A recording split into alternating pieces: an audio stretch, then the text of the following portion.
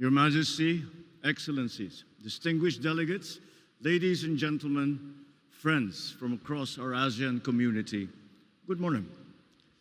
It is my great pleasure to welcome you all to the 48th ASEAN Summit and related meetings here in the Philippines, Queen City of the South, Cebu. At the outset, allow me to convey my sincere appreciation for your presence at this important gathering. I recognize that each delegation has traveled here despite demanding schedules and pressing responsibilities at home. That you have chosen to be here reflects not only the urgency and significance of the occasion, but also our shared commitment to the enduring values that continue to bind our region together: dialogue, cooperation, and mutual respect. Ladies and gentlemen, it is especially meaningful that we gather in this historic place. As a pre-colonial trading hub, the historic province of Cebu has served as a gateway to our beautiful country. Long before our modern borders existed, Cebu already stood as a crossroads of trade, ideas, and peoples.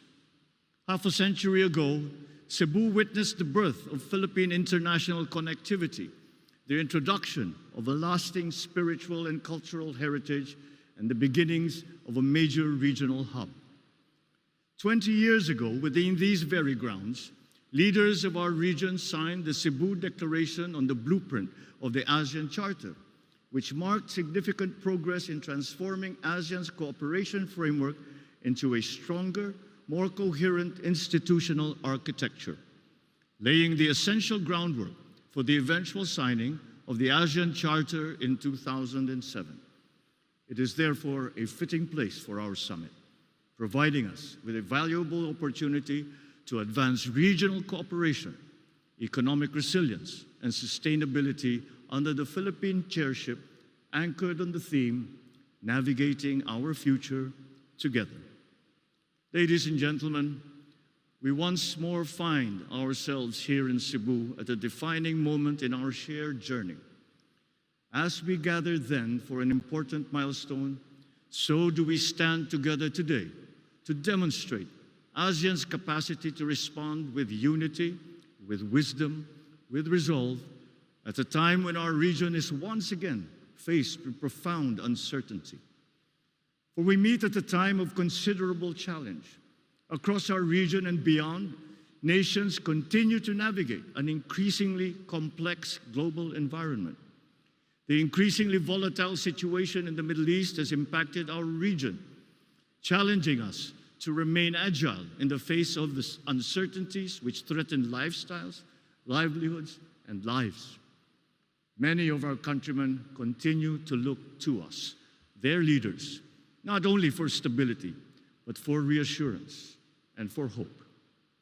Over the past months, each of our countries has had to make adjustments to modify our approaches. So we come together now to study those adjustments, to find the best approaches, to face the future together. For the Philippines, we made a difficult decision to recalibrate our ASEAN chairship hosting in response to the Middle East conflict through the scaling down of non-essential activities and shifting of applicable meetings from physical to virtual platforms.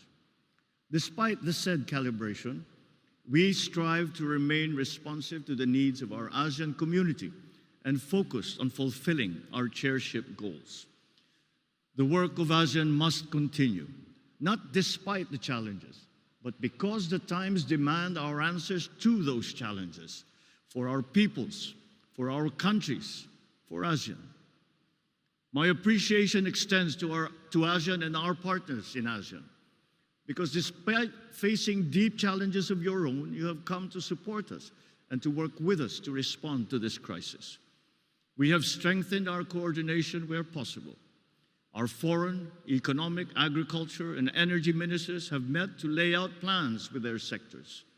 Joint meetings between the political security and economic pillars were held to align our responses. We have all done what we can, individually and collectively, to ensure that even amidst uncertainty, the work of building our ASEAN community continues.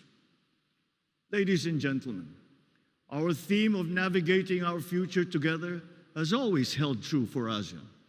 But now, more than ever, it is a principle that we must continue to share, an idea we must continue to embrace. If there is one lesson ASEAN has learned over the decades, it is that difficult times do not divide us. For ASEAN, challenges present us with opportunities that have further strengthened our resolve to work more closely, to listen more carefully, and to act more purposefully.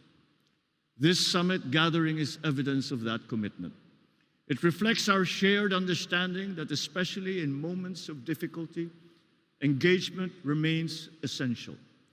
That when circumstances are challenging, partnership is, more than ever, indispensable. And that even when the future appears uncertain, hope remains the responsibility of leadership. It is in that spirit that I warmly welcome all of you, reminded of the significance of our gathering. For ASEAN has always drawn its strength not from uniformity, but from unity. So as we begin our work today, let our discussions be guided by wisdom, openness, and our enduring commitment to one another. Aligned with the Philippines' 3 Ps, peace and security anchors, prosperity corridors, and people empowerment, our discussions today will chart our course as we navigate our future together. Once again, I thank you for your presence and welcome you to the 48th ASEAN Summit. Mabuhay at maraming salamat.